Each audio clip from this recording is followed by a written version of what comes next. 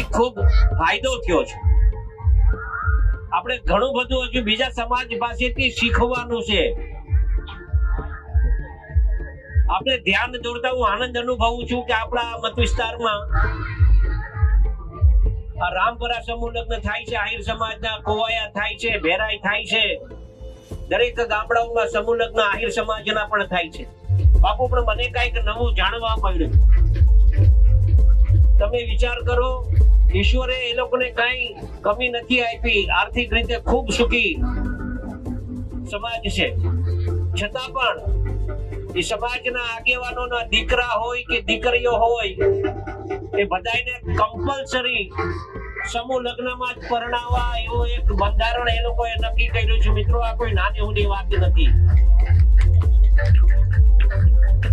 તમારે એમાં પછી 1 વર્ષ સમજો ભેરાઈમાં સમૂહ લગ્ન છે તો બીજા વર્ષે ગેપ આપવાનો અને ત્રીજા વર્ષે પાછો સમૂહ, એટલે 1 વર્ષે ગેપ આપવાનો.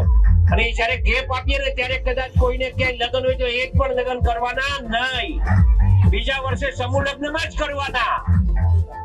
આવું જયારે બંધારણ એના સમાજનું કરે ત્યારે કોઈ પણ આવું બંધારણ થાય તો મને એવું લાગે છે કે સમાજને આગળ વધતા કોઈ ન રોકી શકે.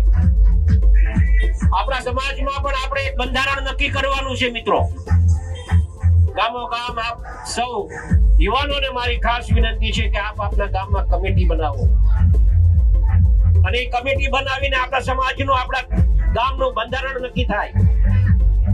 અને એ બંધારણમાં આપણે એવા નિયમો બનાવીએ કે આપણા સમાજને આર્થિક રીતે આગળ આવે એવા બંધારણો બનાવવા જોઈએ, જેના કારણે આપણો સમાજ અને આપણા સમાજમાં સૌથી મોટી કઈક ખોટ હોય, આપણે કઈક ખાટલે ખોટ હોય તો આર્થિક રીતે આપણો સમાજ ખૂબ પાછળ છે. મિત્રો, અને એને આગળ લાવવા માટે આવા બંધારણો પણ આપણે થવા જોઈએ.